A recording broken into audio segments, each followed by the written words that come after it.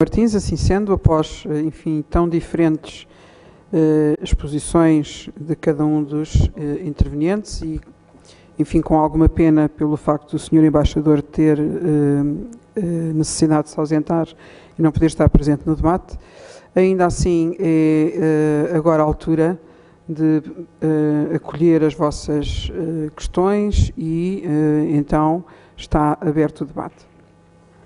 Pedia, por uma questão de ordem, a identificação.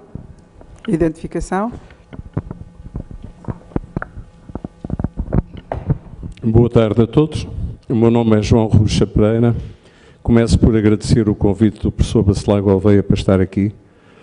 Meu distinto presidente do OSCOT, Observatório de Segurança, Criminalidade Organizada e Terrorismo, onde eu tenho a honra também de pertencer há muitos anos. Eu disse o meu nome, João Ruxa Pereira. Eu sou consultor das Nações Unidas, sou consultor da NATO também, mais recentemente, desde 2015. Sempre tive grandes preocupações com a paz. Pertenço à Associação Portuguesa de Apoio à Vítima há 30 anos, porque me preocupo com as pessoas. Pertenço à Amnistia Internacional, que toda a gente sabe que defende os direitos humanos. À Eurodefensa, onde também coordeno um grupo de reflexão. E fiz o meu doutoramento em resolução de conflitos internacionais e psicologia da paz.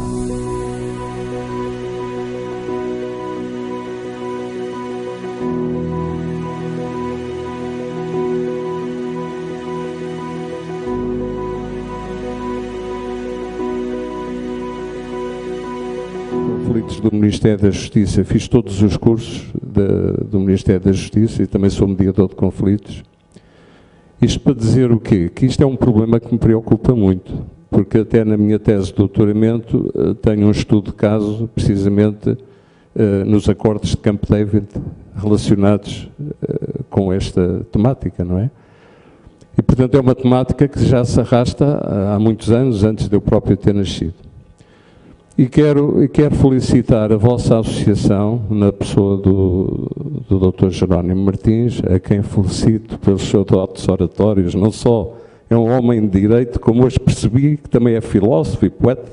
Enfim, deu-nos aqui também algumas pinceladas nessas áreas agradáveis. Felicitar também a doutora Isabel Mendes, a vice-presidente, e felicitar, sobretudo, a vossa associação pelos objetivos a que se propõe e ter-nos feito reunir aqui todos para pensarmos sobre estas temáticas e soluções. Felicitar a senhora professora, porque a filosofia é muito importante. É outro olhar, é outro olhar. O meu querido amigo, professor Jorge Bacelar Gouveia, que já foi meu professor muitas vezes em muitos cursos, e que todos tiveram um olhar diferente, inclusive o seu embaixador da Palestina, que deu aqui também uma ótima lição de história. E todos somos úteis, por isso é que, quando nós trabalhamos nestas temáticas a nível internacional, eu gosto sempre de constituir equipas multidisciplinares de diversas áreas, porque cada um tem a sua visão. E a minha opinião sobre esta matéria, a doutora disse muito bem, não estou a ver fim à vista para este conflito nos próximos tempos. Primeiro porque as pessoas estão muito magoadas, quer os israelitas, quer os palestinianos. Depois não podemos confundir o Hamas, que é considerado pela maior parte dos países civilizados um grupo terrorista, e que fez, de facto, um ataque bárbaro. Eu nem digo que foi um ataque terrorista, foi mais do que isso, não é? Porque eu tive acesso a imagens, tenho muitos amigos palestinianos e muitos amigos israelitas, e tive acesso a imagens que, de facto, não passo para ninguém, algumas que me fizeram chorar, de facto, porque todos nós somos humanos, não é? Eu também já comentei este conflito na televisão por várias vezes, porque sou comentador também nestas áreas, mas houve coisas que eu preferi não falar nelas, porque são muito, muito difíceis de falar, não há palavras para definirmos essas coisas. E, portanto, os israelitas, os palestinianos estão muito magoados, mas não podemos confundir o Hamas, que inclusivamente tem nos seus estatutos, é possível um grupo terrorista ter estatutos, mas parece que os tem, e que uma das regras é acabar com o Estado israelita, portanto, dizimá-lo.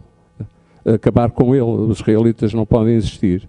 E, portanto, obviamente, não pode ser um interlocutor válido, nem se negocia com terroristas, mas, embora nós saibamos que há negociações a decorrer com eles, através do Qatar e de outros intervenientes. Por outro lado, não se pode, há uma coisa que eu aprendi nos conflitos internacionais, nós não podemos, de maneira nenhuma, negociar com pessoas extremistas.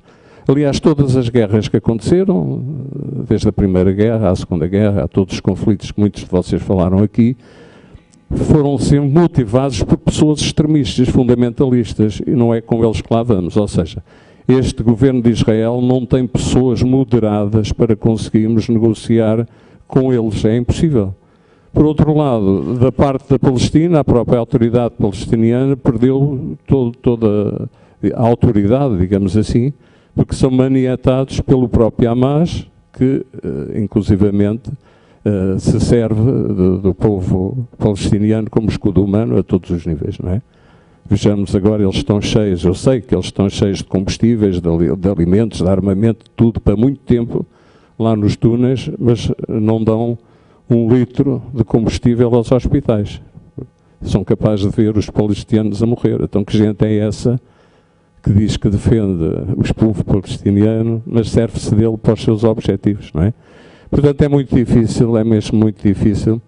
Cada um de nós tem que fazer, como disse o Dr. Jerónimo Martins, que tem que fazer a sua parte, de facto, nos organismos onde pertencemos, nas conferências onde participamos, nos fóruns onde participamos, que ficam online, como é o caso deste, podermos dar o nosso contributo para um mundo melhor, mas eu acredito, em vários trabalhos que fiz, e penso até que no fim da minha tese, não sei se foi de mestrado, se foi de doutoramento, que eu falava que é preciso ter utopia, acreditar quase no impossível, e isto é mesmo o caso, é acreditarmos quase no impossível, mas eu acho que sim, que temos que acreditar, porque senão se todos atarmos as mãos e não fizermos nada, mas para isso também é preciso que os países que apoiam ambas as partes não sejam fundamentalistas.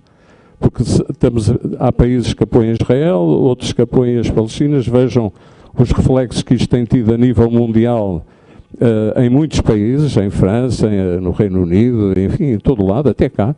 Portanto, as pessoas deixam-se ir nesta onda, é um efeito de mimetismo, um efeito de cópia, e de facto nós temos que ter muito bom senso e de facto nos sítios onde pertencermos fazer os possíveis por sermos moderados e por conseguirmos, portanto, fazer alguma coisa pela paz, porque é isso que é importante, a paz. Muito obrigado.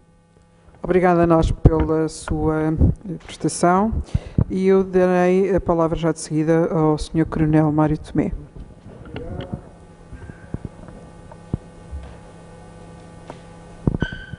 Obrigado.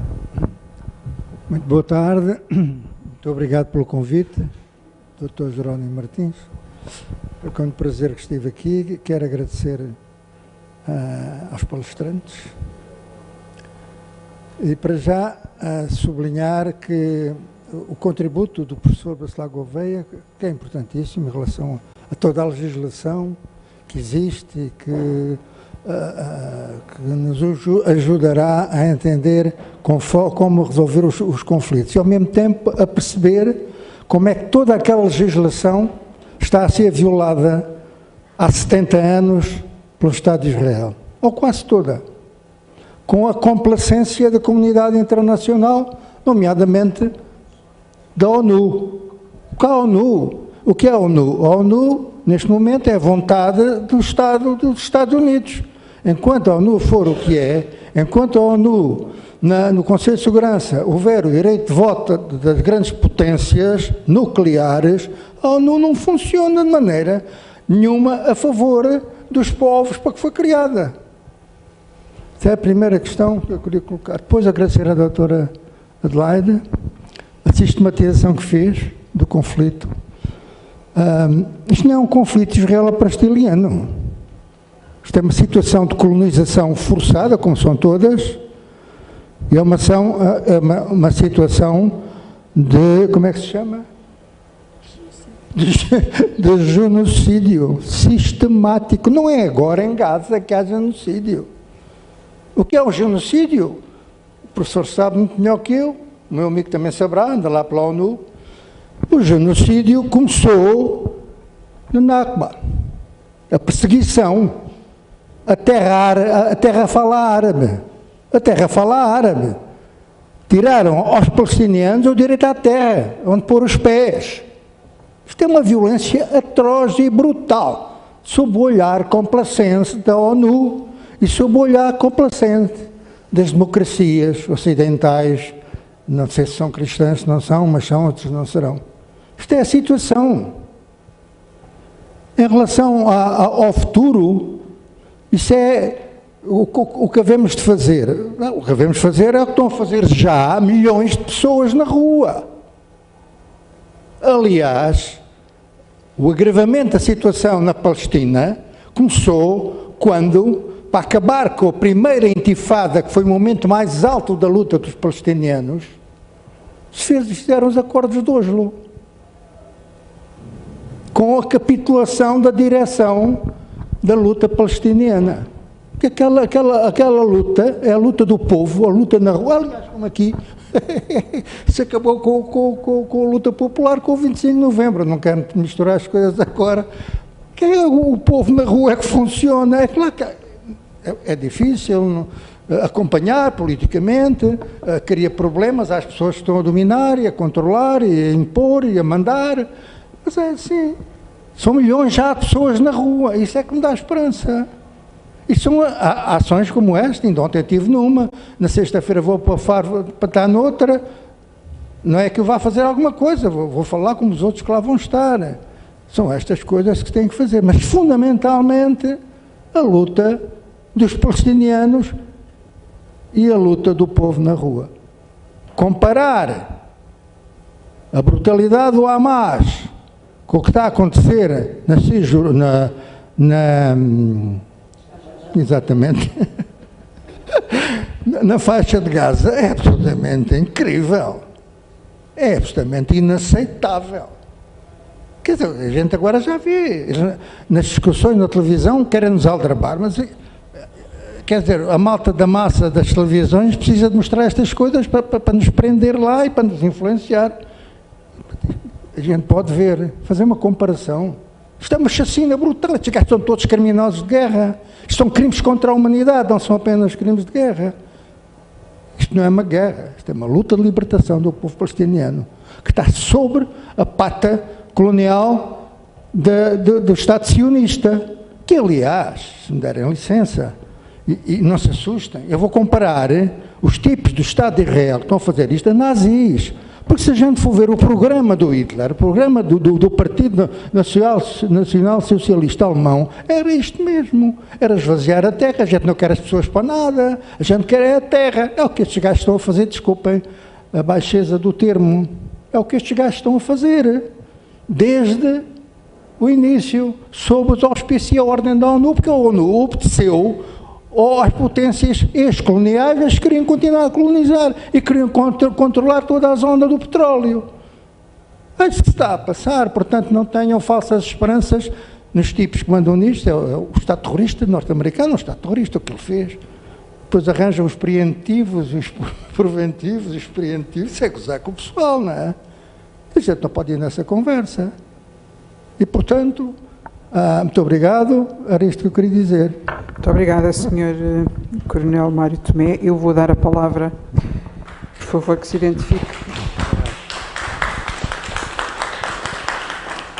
Boa tarde, queria parabenizar a organização por isto. Queria dizer que estou aqui na Casa dos Artífices da Palavra, mas também da trapaça. Mal, já pus a perna na poça. Não, a justiça em Portugal é digníssima e esta casa participa nela, não é? Também de forma digna. Eu é que sou má língua, é isso. Ora bem, mas vamos à questão que nos trouxe aqui. A questão dos povos que não têm Estado. E não temos só os palestinianos. Ninguém se lembra dos chaoris, que estão em campos de refugiados na Argélia. Ninguém se lembra dos curdos, são quase 15 milhões. Então, do que é que a gente fala? E é engraçado que aqui o meu ex-colega, camarada Mário Tomé, fale na manipulação das pessoas que andam aqui na rua, aqui em Lisboa. A manipulação. Não houve ninguém a favor da Ucrânia. Não houve, porque os partidos da pseudo-esquerda estão a favor do Putin, desse criminoso. E então mobilizam as pessoas agora para a Palestina. Mas para a Ucrânia não mobilizaram ninguém. Fizemos nós, aqui meia dúzia dos que estão aqui, uma concentração em frente não, a 200 metros, da Embaixada da Rússia. É bom que as pessoas saibam isso. A humanidade é estúpida. É estúpida. Evidentemente que é estúpida. Podia viver em paz, mas não. Prefere a guerra. Não é? A gente já sabe disso. Evidentemente que a culpa é nossa. Vejam o que é que a gente fez aos judeus. Em 1496 mandámos-los embora daqui para fora, porque já os espanhóis tinham mandado 4 anos antes. Os espanhóis é tipo ciganos, ninguém os quer. E os palestinianos agora é a mesma conversa, ninguém os quer. Então, as grandes organizações internacionais, a ONU, então diz, epá, terra prometida, lá vai o mar que se abriu, vamos lá levar para lá estes tipos, que já lá estavam alguns, os tais 6% que falam. Não se esqueçam que o primeiro kibbutz foi de 1909, o kibbutz de Gânia, não é? Portanto, quer um projeto utópico, um kibbutz, é um projeto utópico, um bocado cruel também, porque as crianças estão ali ao pé dos pais e só as vêem no fim de semana. Só as viam naquele tempo. Estamos a falar nos anos 40, 50, 60, por aí, com os kibbutz. Agora, as pessoas, é evidente, quem é que não se pode revoltar com aquela destruição? Mas eu revolto-me com aquela e com a da Ucrânia, e com a do Sudão do Sul, e com a do Iémen. Revolto-me contra toda... Eu sou contra a guerra. Sou já velho, mas sou contra a guerra. Sempre fui contra os militares. Contra este militar que está aqui à minha frente. Nem os militares de Abril eu gosto deles. Não gosto. Porque os militares usam armas. E as pessoas não. Dizem, por exemplo, aquele senhor, inacreditável, desculpe lá. Então o senhor é da ONU, é de não sei de onde, e diz os países civilizados. Então os outros são os incivilizados. Estamos a brincar com isto tudo. Então, quer dizer, há países civilizados, que somos nós. E há os incivilizados. Sei lá quem é, será os gajos do Afeganistão, os talibãs, aquela gente toda, pronto, olha, os da questão, os de não sei de onde. Isto há muito pouca sensatez nas nossas análises. E então, se formos para as televisões, nem vale a pena. E para os jornais, nem vale a pena. Cada um diz a sua pataquada e cada um puxa os seus interesses. Afinal, a humanidade gera-se por interesses. Deixem-se lá de afetos, deixem-se lá de carinhos, deixem-se lá de solidariedade, porque isto não existe. É trapaça, é mentira. Pronto, isso é mentira, não é? Portanto, a pergunta que fazia à excelentíssima mesa era o seguinte: como é que nós nos chafamos do elefante que está na sala? O elefante que está na sala chama-se Hamas, que usa métodos terroristas, não só para os israelitas, mas também para os palestinianos. E eles são palestinianos. Não vieram de geração espontânea. Não nasceram no Mar Vermelho e depois foram de forma submersa lá a parar. Não. A questão é essa mesmo. E a grande pseudo-esquerda portuguesa, que está moribunda, espero eu que esteja, definitivamente, fala, não é? Mas do Hamas, esquece, chuta para canto. Hamas não se fala no Hamas. Não é? Para os palestinianos, coitadinhos, sofrem. Claro que sim, quem é que não tem pena das crianças? Uma criança ucraniana é igual a uma palestiniana do Sudão do Sul, não é? E um velho, e um próprio militar, porque aqui, quantos é que andam na Rússia obrigados a combater contra a Ucrânia? Quantos? Lá, aqueles desgraçados da Sibéria e não sei de onde.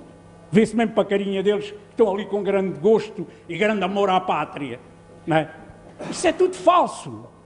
Portanto, nós temos que deixar de dizer, os velhinhos, coitadinhos como eu, que já não se aguenta nas pernas, ou a criancinha. Não, não. Todo ser humano é digno. Tenha 20 anos, 40, 50, 60, 80, não interessa. É uma criatura, é uma pessoa.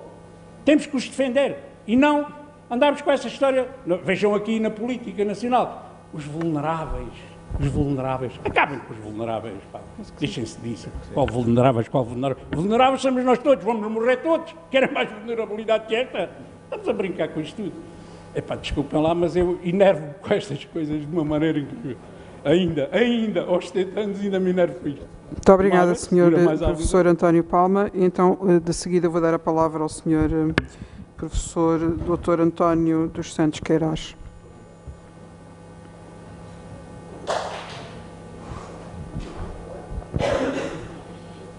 Eu vou procurar, perante problemas muito complexos, ser muito telegráfico, mas não é para dizer que eles são simples de entender, é para dizer o contrário. Nós sabemos muito pouco sobre esta guerra que está a decorrer, como sabemos muito pouco sobre a Ucrânia. Nós não sabemos como é que evoluiu a economia de Israel e como é que, consequentemente, evoluiu a política de Israel, mas ela evoluiu.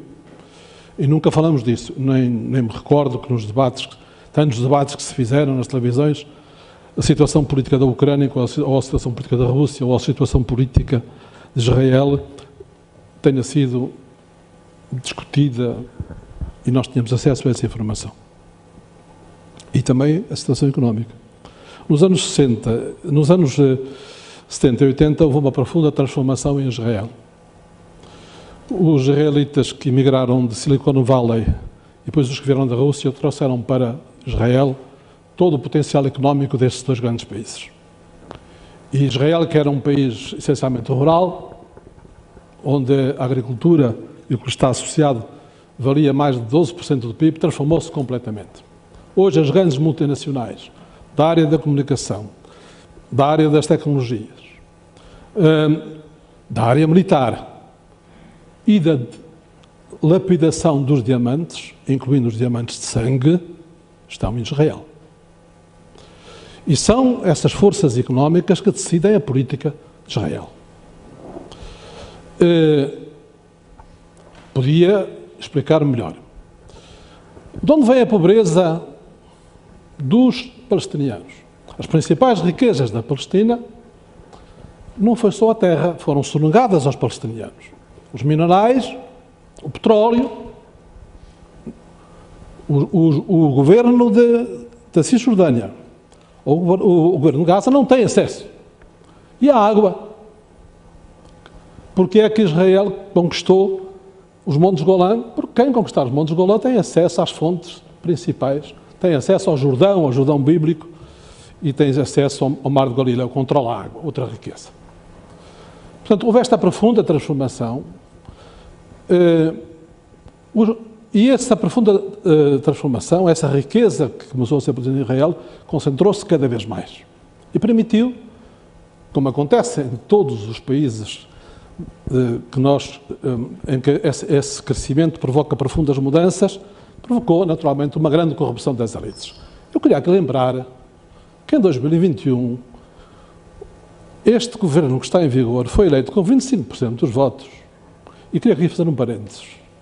Nós não podemos confundir o Hamas com os palestinianos, nem podemos confundir os sionistas com o povo de Israel, porque em 2021 este governo teve 25% dos votos.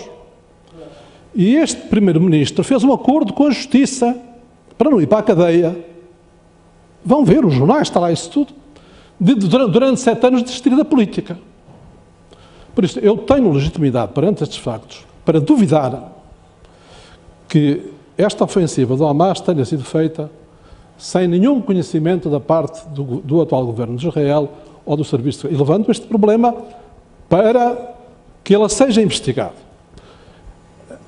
É evidente que ninguém podia prever a dimensão desta ofensiva do Hamas, que levou a combates. O Hamas não venceu em todo lado. Mas, vimos agora a correção dos números dos mortos. afinal 300 cadáveres eram de militantes do Hamas. Houve combates. Porque é que estamos focados apenas na questão dos atos terroristas? Por razões que a seguir, e peço desculpa por estar a ocupar tanto tempo, tentarei explicar. Portanto, há esta questão que é importante ver-se, e nós somos uma das primeiras vítimas desse poder que têm essas multinacionais. Estou a falar da Google, estou a falar da Nestlé, estou a falar da Amazon. Vejam o que fizeram ao nosso WEM Summit. Tiveram poder para boicotar esse WEM Summit. Bem, depois, portanto, essa degradação da situação política, da democracia foi contestada, em primeiro lugar, pelos próprios israelitas. Já não nos recordamos de centenas de milhares de israelitas que vieram para a rua contestar este governo? Já nos esquecemos de tudo isso? Bem, parece que já esquecemos de tudo isso. E há um fenómeno novo nesta guerra, que são os judeus pela Palestina. Os judeus pela Palestina, americanos, que nem sabíamos que existiam, têm uma organização de 440 mil pessoas que ocuparam o Capitólio, ocuparam uma estação de Nova Iorque, que estão nas ruas. Estes são os verdadeiros combatentes contra o sionismo, são os judeus que não votaram nestas políticas e que são os judeus que continuam a defender uma solução que seja de paz durável, da tal paz justa. O Kant escreveu, se uma das partes não sentir que a paz é justa, a guerra vai voltar. E voltou, na Primeira para a Segunda Guerra Mundial. E se calhar para a Terceira. Vamos a ver. Sobre as questões da comunicação e da informação. Nós devemos ser muito críticos em relação a toda a informação. Mas temos aqui uma situação diferente da Ucrânia e dos outros conflitos. Nós temos uma televisão que se chama Al Jazeera, que é a televisão oficial do Qatar. Al Jazeera, o Qatar é um dos principais aliados dos Estados Unidos no Médio Oriente. A principal base americana está no Qatar. A segunda base militar mais importante, que é a inglesa, está no Qatar. Tem posições políticas, eu vejo a Al Jazeera há dezenas de anos, anti-chinesas e anti-russas. Podem ver as notícias no vosso telemóvel ou no vosso computador, se não tiverem televisão.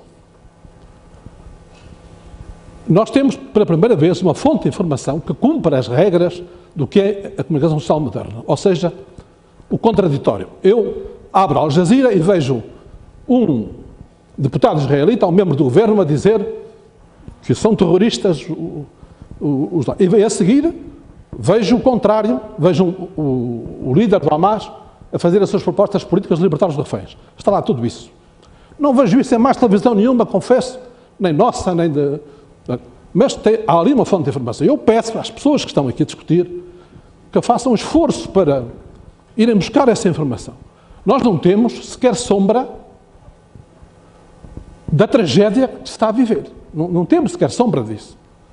A tragédia que se está a viver.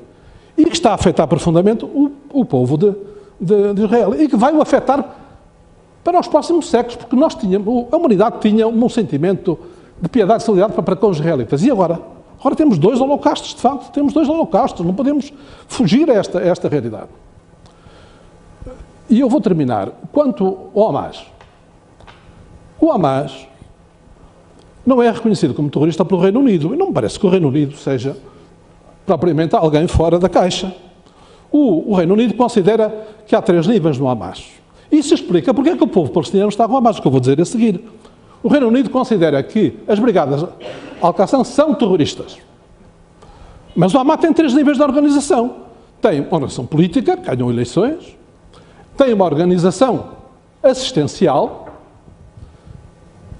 com 170 países do mundo inteiro a apoiar essa organização assistencial, com todas as agências das Nações Unidas a apoiar essa organização. Por isso o Reino Unido faz esta distinção, como fazem a maior parte dos países do mundo.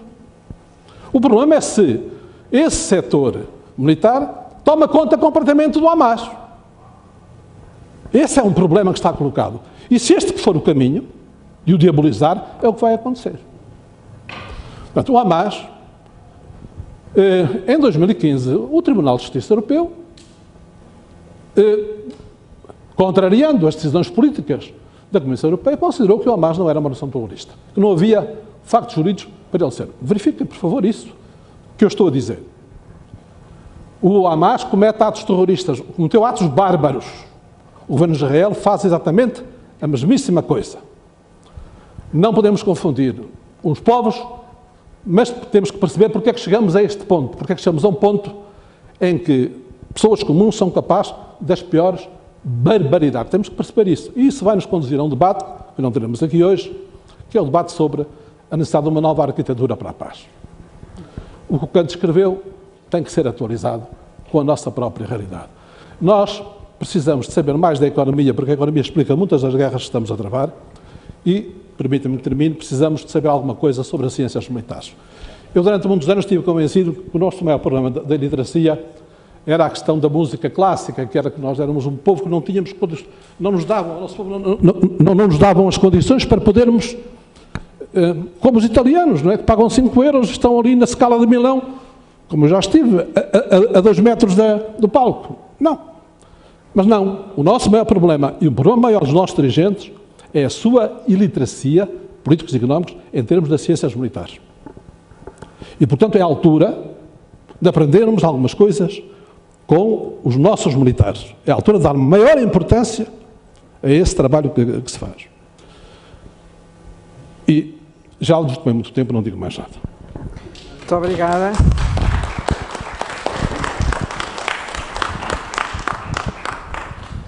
A mesa tem mais uma inscrição. Gostaria de saber se há mais alguém que pretende inscrever-se, para depois a mesa então se poder...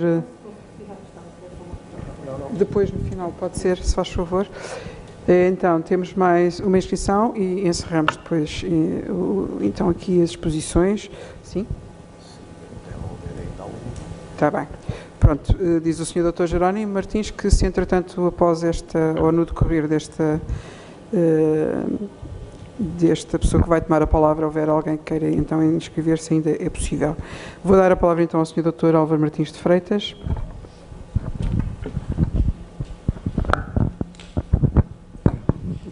Então, boa noite a todos os presentes, aos ilustres membros da mesa. Eu sou Martins de Freitas, Álvaro Martins de Freitas, sou um simples advogado, mas obviamente também me preocupo com toda a interação social e económica e político-económica e social com que nós vivemos. E, portanto, acho pertinente esta conferência e achei pertinente e por isso participo. Voltando um pouco ao tema da... Mais alto. Voltando um pouco ao tema da conferência e pegando um pouco nas palavras finais da senhora professora filósofa e do professor Jorge Bacelar da Costa, eu ia sugerir que pudessem fazer um comentário sobre este problema de como ultrapassar a situação que a senhora professora indiciou através de a possibilidade de colocar no terreno uma força multinacional de paz que permita, de alguma forma, estabelecer regras de convivência e de não agressão no local, isto integrado com o conceito do direito internacional de não agressão e de procurar resolver os conflitos por via não militar, e sim por via política ou diplomática, porque aqui a diplomacia tem um elemento-chave. E, neste contexto, até perguntar ou pedir um comentário ao Sr. Professor sobre um recente título, eu pouco mais li que o título, que surgiu na nossa imprensa aqui há 2 ou 3 dias, de um romancista e escritor turco que é professor na Universidade de Colômbia, o professor, também suponho professor Orhan, agora deixem-me dizer o nome, Mahmoud, em que ele, pelo menos foi o que foi destacado num dos títulos de imprensa que li, falava de que precisaríamos de um governo forte nas Nações Unidas. Este conceito é bastante interessante, porque é óbvio que o Conselho de Segurança é frágil, quer pelos princípios em que atua e pelo direito de veto dos principais atores, e, portanto, é muito curto para mediar todas as problemáticas relacionais entre países e entre povos. Mas esta perspectiva que este romancista turco traz é uma perspectiva interessante e que se prende também com a forçabilidade, a capacidade de tornar eficaz o direito internacional. Falou também na NATO, o seu professor, e da NATO, de facto, era uma forma de defesa conjunta, que no caso não respeita só a Europa, respeita também aos Estados Unidos, em que, por uma forma dissuasora, se cria uma unidade militar, uma força militar de defesa preventiva. Esta entidade não tem a capacidade de intervir, a não ser em casos excepcionais, como aconteceu na Jugoslávia, e não vou discutir agora detalhes, porque nem para isso estou preparado. Mas, na verdade, eu diria em abstrato, filosoficamente e utopicamente, que também caberia lugar a haver uma força multinacional da ONU, constituída permanentemente por um número suficiente de homens, bem militarizada, e que respondesse perante um governo forte, como falava o seu romancista. E, portanto, independentemente das causas do atual conflito, ou do conflito que vem sendo permanente no Médio Oriente, e das causas todas que aqui apontaram, razões de várias naturezas, focar as ideias como podemos ultrapassar com base nos meios que temos atualmente, ainda que curtos. Neste ponto de vista que eu expliquei do direito internacional e da forma de possibilidade de agir a comunidade como um todo, como uma forma de ultrapassar. É óbvio que quando nós estamos numa fase de desconstrução, como existe atualmente, com a extrema-direita nos Estados Unidos a disputar a presidência, com os países Rússia, China e Turquia dominados por autocracias totalitárias e que se escondem no alegado Estado de Direito, porque eles criam direito à sua medida para depois dizer que estão a agir de acordo com o Estado de Direito. Portanto, eu tenho sempre tendência a dizer que não há Estado de Direito, há Estado de Direito democrático ou não democrático. E, portanto, nós vivemos num Estado de Direito, em princípio, democrático, mas eles não vivem num Estado de Direito não democrático, autocrático, classifiquemos como quiserem. Mas, portanto, no fundo, esta problemática de autocracias, neofascistas, neonazis versus democracias também se reflete no Estado de Israel, como disse o embaixador. Os próprios ortodoxos israelitas mataram rapidamente o Sr. Yitzhak Rabin, que tinha sido uma ponte de diálogo e de paz e fonte de paz. Portanto, o problema estrutural é como sustemos os radicalismos e trazemos para a mesa os compromissos, a moderação. Isto com forma de ganhar força no direito internacional. Muito obrigada, Dr. Álvaro Martins de Freitas. Por último, foi pedida também a palavra pela Dra. Ivone Cordeiro.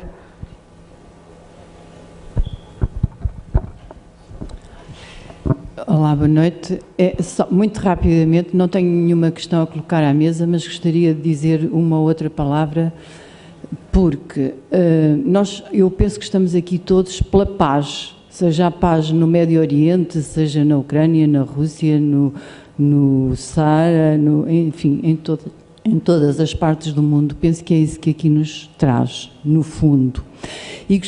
Levo aqui muita informação e acho que vou mesmo mais rica em relação a todos estes temas, e gostaria de sublinhar das palavras que foram ditas pelo Sr. Embaixador da Autoridade Palestiniana, a informação que deu relativamente aos israelitas e palestinianos que se juntam em manifestações conjuntas pela paz.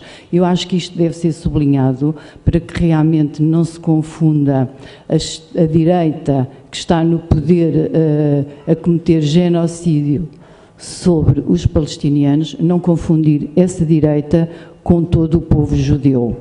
Isso por um lado. Por outro lado, quanto à legítima defesa, que evidentemente nós todos penso que apreciamos e defendemos como justa a legítima defesa, todavia é preciso ter presente que a legítima defesa também, à conta da legítima defesa, se fazem cenários e se fazem guerras e ganham-se eleições e muitas vezes quando a legítima, coitada, não está lá.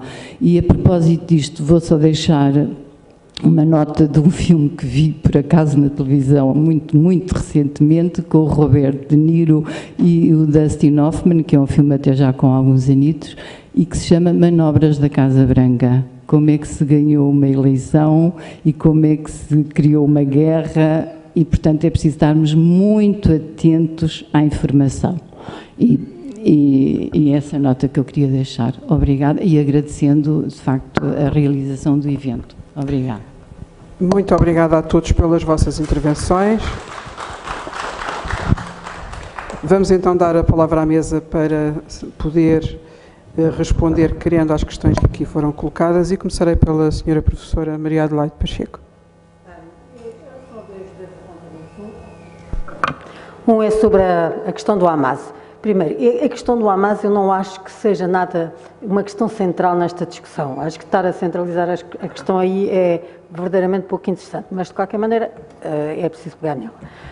A questão do Hamas é assim, o Michael Walzer, ele próprio fala neste problema, porque é a única razão legítima que ele considera para a guerra é o direito dos povos à autodeterminação e, no entanto, ele reconhece que uma grande parte dos movimentos de libertação são movimentos que se iniciam com práticas terroristas e isso complica depois o problema da legitimidade da guerra. Mas, de qualquer das maneiras, na perspectiva de Walzer, o que fica em causa, e reparem, isto aconteceu, vamos ver se isto é verdade, que o Walzer diz, é verdade, porque o que é que nós vimos no Vietnã? O Vietcong cometeu montes de atos terroristas no início.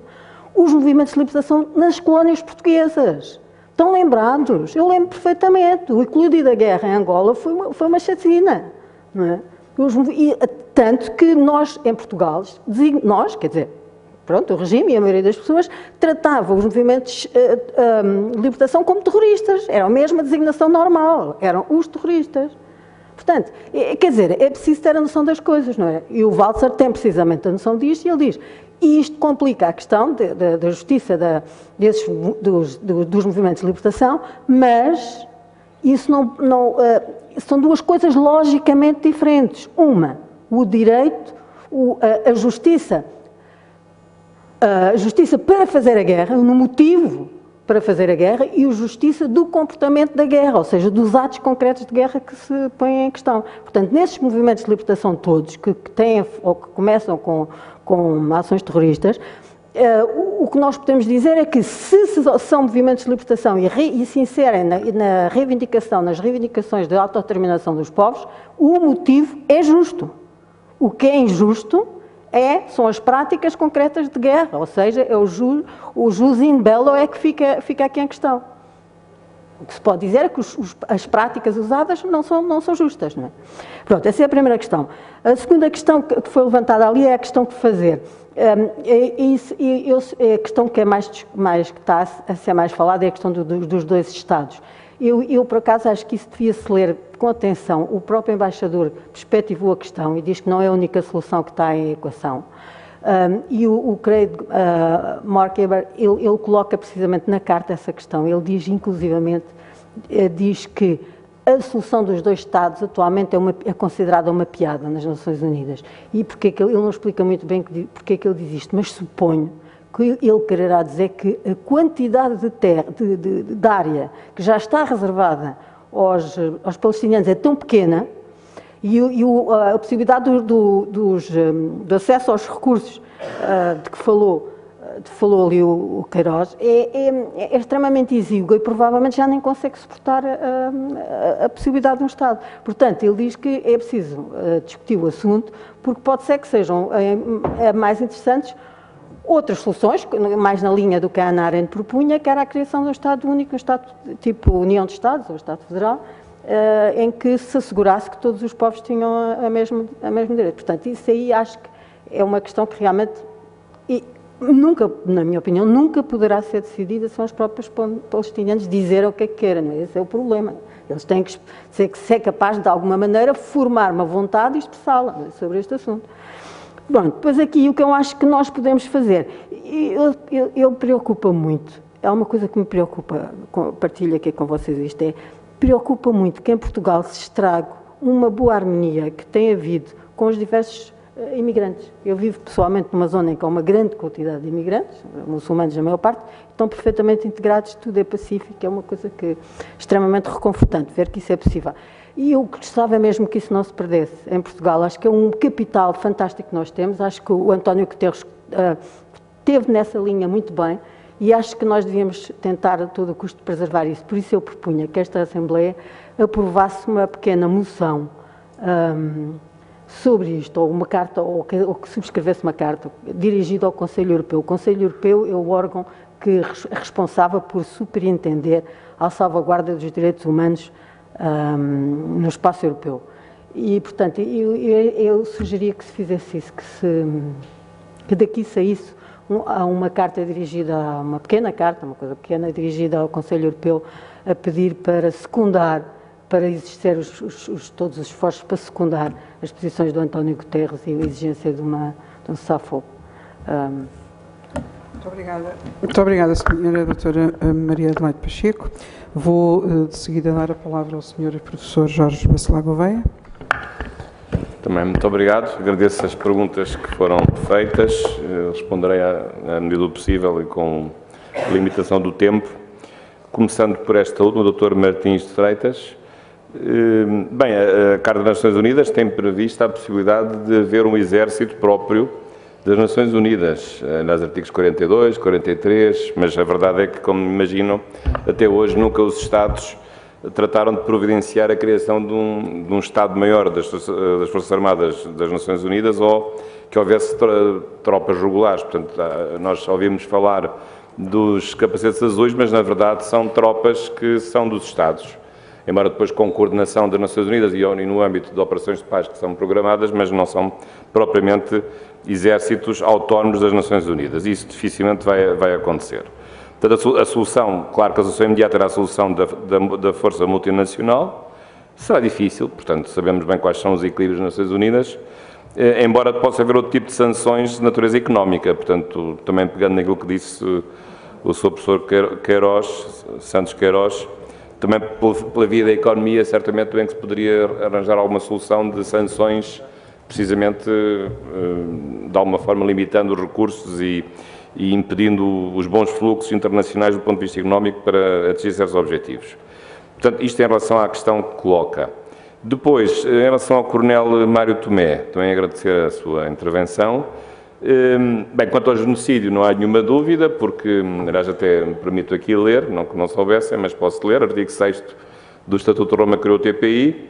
Para os efeitos do presente Estatuto, entende-se por genocídio qualquer um dos atos que a seguir se enumeram, praticado com a intenção de destruir, no todo ou em parte, um grupo nacional, étnico, rássico ou religioso enquanto tal. E depois quais são os atos?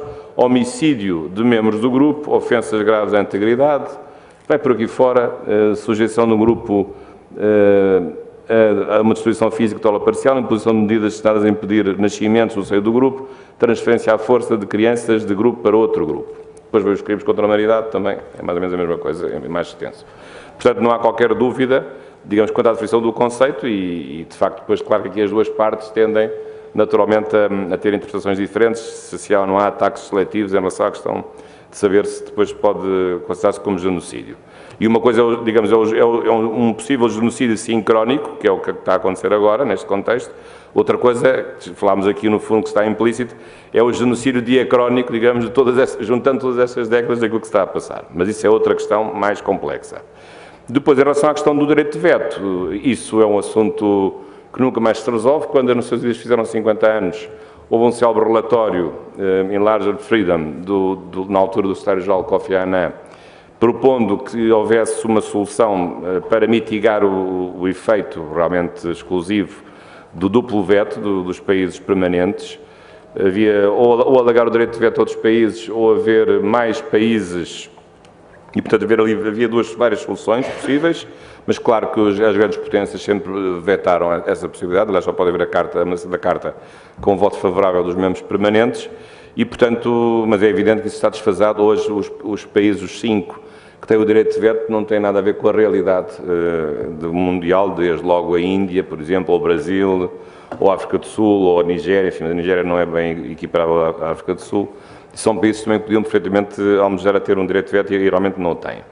Em relação à questão do Hamas, perguntou o professor António Palma, é um grupo terrorista, portanto, na sua dimensão terrorista. Sabemos que hoje o combate ao terrorismo, de facto, tem sido uma realidade muito sofisticada, com nova legislação e empenho internacional e de cooperação, mas ali o problema é que o terrorismo está também, digamos, protegido no âmbito de um território e, portanto, é mais difícil combater um terrorismo com essas circunstâncias, embora os dirigentes não estejam lá.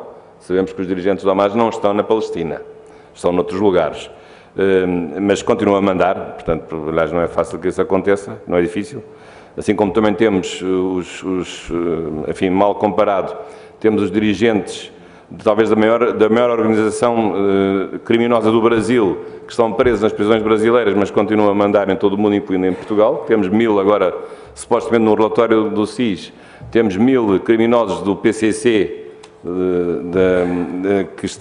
cujos dirigentes estão presos, penso que em São Paulo, mas eles andam por aí, já estão aqui 1000 em Portugal, a fazer as suas atividades que não devem ser atividades não delinquentes, não é? E, portanto, isso é sempre possível e é um combate difícil, mas só através de uma cooperação policial internacional. Era um pouco isto. Muito obrigado também pelas vossas perguntas. Muito obrigada, Sr. Professor. Vou então dar, por última palavra, ao Sr. Dr. Jerónimo Martins. Muito obrigado e brevemente. Antes de mais, agradecer todas as intervenções que, em sede de debate, foram produzidas. Em segundo lugar, referir que espantosamente, coisa que não deixa de me emocionar relativamente, estamos a cumprir praticamente o horário definido. Isto é uma coisa. Estamos a mudar. Em terceiro lugar, gostaria de vos dizer que aprendi algumas, questionei outras, concordo com outras tantas, discordo de várias. Em termos simples e objetivos, gostaria de, em termos de contributo, em termos genéricos, a coercibilidade no mundo do direito é uma questão central. Isto é ensinado e aprendido nas escolas de direito no primeiro ano. Faz parte das características da lei. A lei aqui, por princípio de antonomasia para o direito em termos globais. A coercibilidade do direito internacional é uma questão clássica. Não é novidade a ninguém. Onde está a coercibilidade? Aqui, veja-se o que aconteceu, por exemplo, com a iminente eventual proposta em sede de possível futura ex-aprovação sobre o chamado IUC, Imposto Único de Circulação. E a questão que se colocou foi tão só e apenas isto. Contra diversas justificações, certamente certas, e a favor outras justificações para os seus autores, quiçá certas. Hoje, parece indiciar-se, últimas notícias, já não será. Bom, cada um fica como pode, cada um fica com o que quer. É melhor assim do que de outra forma, é um ato, salvo melhor opinião, de elementar inteligência. Os neurónios não se fizeram só para os pormos no prego ou os enviarmos de férias. alguns devem utilizá-los, pelo menos de quando em quando. Pois se utilizam bem ou mal, aí já é outra questão. O que é que eu queria aqui então referir? Se assim é, e do meu ponto de vista é evidente que o direito internacional está sempre tributário da posição, e agora vamos defini-las, das grandes potências, das superpotências, das médias potências, das potências regionais, daqueles que efetivamente determinam. E é óbvio que a implementação e aplicação do chamado direito de veto nos 5 membros permanentes do Conselho de Segurança, não deixa de ser curioso constatar que um deles é a França e o outro é a China. É evidente que só deixará de ser com uma alteração que seja dependente da sua vontade, como é óbvio. Serão os restantes membros, os outros 10 não permanentes, que vão determinar, a meu ver, no quadro atual, sem ser algo ou feiticeiro de maneira alguma. Mas se houver outra solução, estou sempre, mas sempre disposto a aprender com quem sabe. Terceiro aspecto, que é este. Vamos lá ver.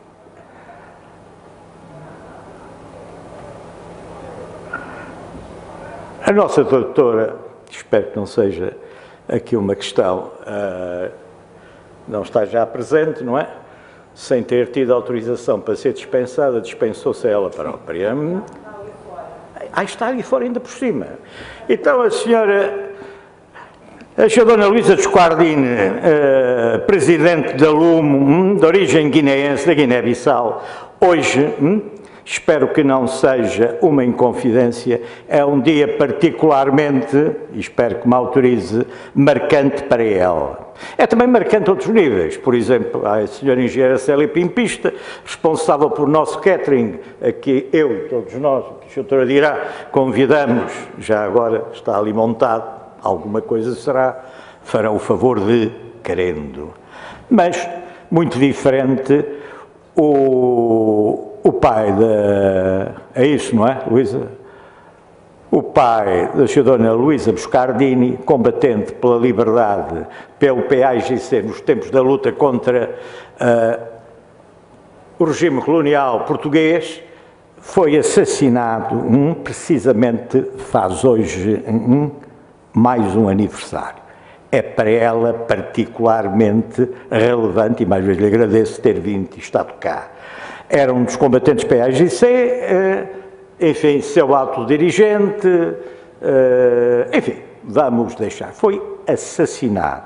É, aliás, uma investigação que ainda está, atenção, isto aconteceu há muito tempo, não é? Só para situar, ainda está para ser completamente dilucidada. Quando, em 1973, foi proclamada a independência da Guiné-Bissau, falemos claro, em Medina do Bué, o que é que se estava a fazer? Era passar da figura clássica do direito internacional, do chamado beligerante, para aquilo que podia ser a outra qualificação. Embora modesto, também ainda vou estudando umas coisas sobre isto, enquanto Deus permitir e a saúde não alterar, para passar à formulação do Estado, que é uma das questões clássicas que se põe na América Latina e no direito internacional, como muito bem sabe, e designadamente aqui o Dr. Jorge Bacelar Gouveia. O que é que se queria, além do mais? Era para que pudesse nos areópagos internacionais, vulgo, organizações internacionais, a Guiné-Bissau aparecer com um estatuto diferente. Não ser meramente um tal partido africano para a independência da Guiné-Cabo Verde, com líderes destacadíssimos, notabilíssimos, como, por exemplo, vários familiares da Luísa Boscardini, sua mãe, seu tio, seu pai, mas do próprio Amílcar Cabral. Pelo menos todos sabemos. E quando em Medina do Bué, em 73, é feita a proclamação formal e significou do ponto de vista político ou militar, eu não sou militar nem especialista, uma coisa, passámos da categoria de meros beligerantes com mais ou menos eficácia, com um domínio já do ponto de vista aéreo muito proeminente, para uma situação que era esta, que o próprio, mais tarde elevado à dignidade de Marechal, General António de Spínola, governador da Guiné, entendeu e considerou, e aqueles mais lúcidos em Portugal também, que era a altura de mudar alguma coisa.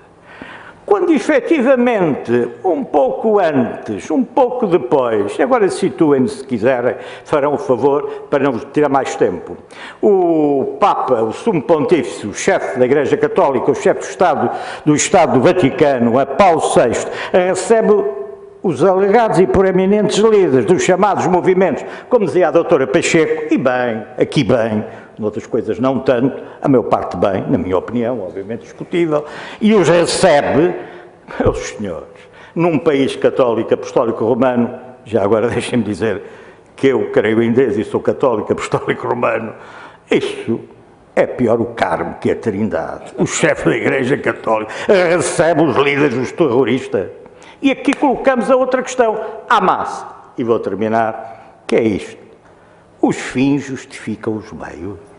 A questão que ali o professor António Queiroz referiu, muito interessante, por isso é que eu vos disse logo no início que talvez venhamos a fazer, esperamos contar consigo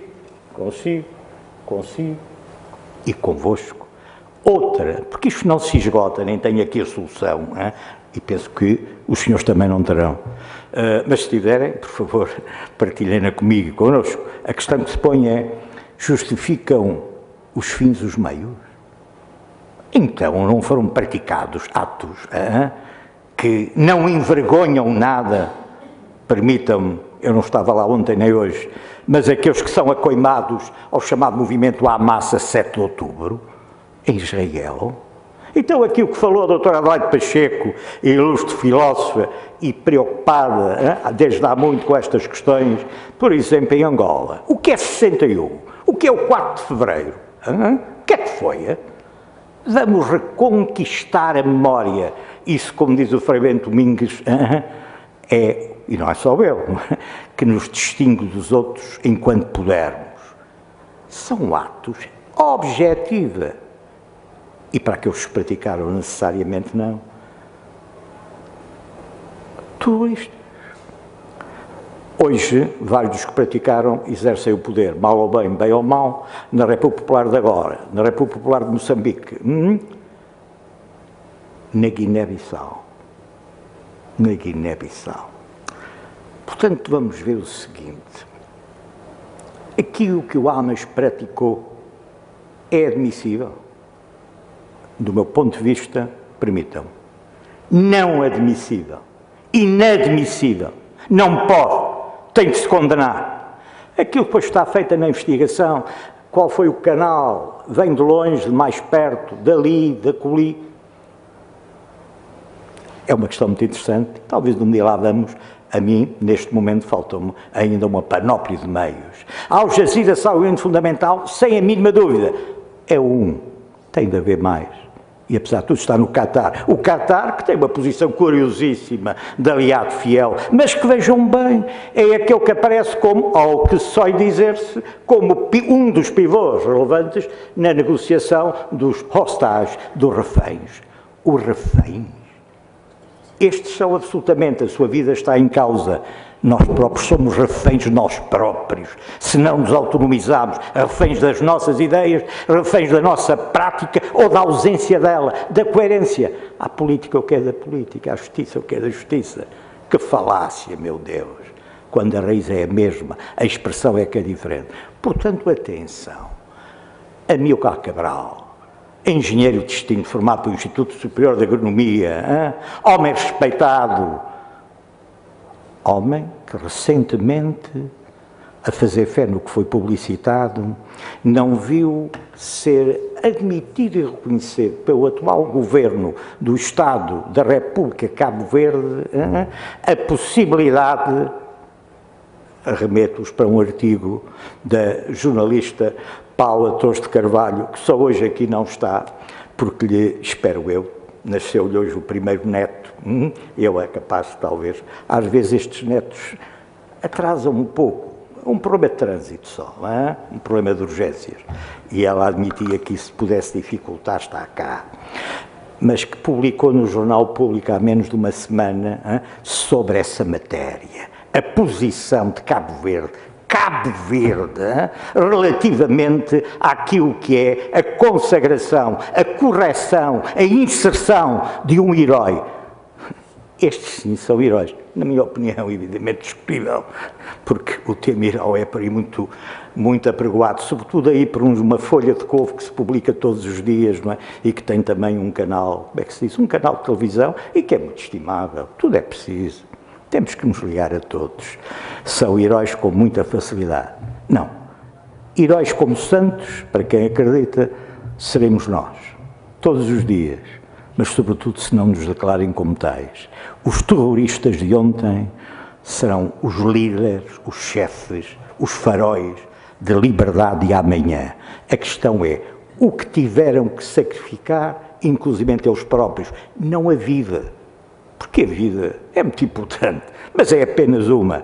Tem-se e desaparece. É aquilo que sustenta a vida. Para mim, discutível. E isso o que é? É a honra, é um valor supremo. Com filmes ou sem filmes, é muito interessante essa questão de 2015 da decisão judicial, António Queiroz. É uma questão que talvez possamos trabalhar melhor. O que eu vos queria só dizer é o seguinte: não. Os fins não justificam os meios. Mas às vezes é preciso ter a ousadia de ir até ao fim. Cada um traça os seus próprios limites. Vejam só esta simples coerência incoerente. Portugal, baseado na dignidade da pessoa humana, que há muito tempo acabou com a prisão perpétua, não teve peixe, eu não estou a dizer que está bem ou mal, de subscrever, ratificar o Tratado de Roma do Tribunal Penal Internacional. Isso levar-nos-ia por muita coisa. Meu Deus, onde nos levaria, que tem como uma das suas penas suscetíveis de aplicação precisamente a prisão perpétua. Está tudo bem. É por isso que quem for puro é na porta ao lado. Quem admita as suas lacunas e deficiências, eu sou o primeiro a começar por mim, está na porta de dentro. A de dentro é a porta da vida. Peço desculpa pelo tempo, agradeço-vos muito. Passo a palavra à senhora coordenadora. Muito obrigada, Sr. Dr. Jerónimo Martins. É assaz complexo o tema que ousámos trazer aqui para todos vós e para a nossa reflexão. Obviamente que o enriquecimento da mesma e do que daqui resulta desta tarde de hoje advém com o contributo de todos os oradores e com a vossa presença e com o contributo também dos que tiveram a palavra e quiseram usar dela. A Associação de Advogados Sem Fronteira de Língua Portuguesa agradece a todos vós e antes de passarmos, que estão desde já todos convidados ao Porto de Honra, aqui mesmo ao lado, queria agradecer a todos a vossa presença, em particular não posso deixar em nome da ADVSF de dirigir um agradecimento especial à artista plástica, autora da imagem do cartaz desta conferência, a doutora Ana Feijão. Dirigir também, apesar de já aqui ter sido, portanto, falado, como não podia deixar de ser, na pessoa da senhora bastonária à Ordem dos Advogados, a cedência deste Salão Nobre, portanto, na pessoa da senhora doutora Fernanda de Almeida Pinheiro. Agradecer a todos os funcionários da Ordem dos Advogados que, de alguma forma e meio, apoiaram a realização desta conferência. Aos conferencistas, uma vez mais, que enriqueceram e motivaram a maior reflexão com as comunicações que hoje nos apresentaram. A todos os presentes, uma vez mais, neste Salão Nobre. À Luísa Bascardini, em particular, pela sua disponibilidade em acompanhar a tradução do Sr. Embaixador. A todos os que nos acompanharam e acompanham pela Justiça TV, muito obrigado e até breve numa outra conferência e evento da Associação dos Advogados Sem Fronteiras.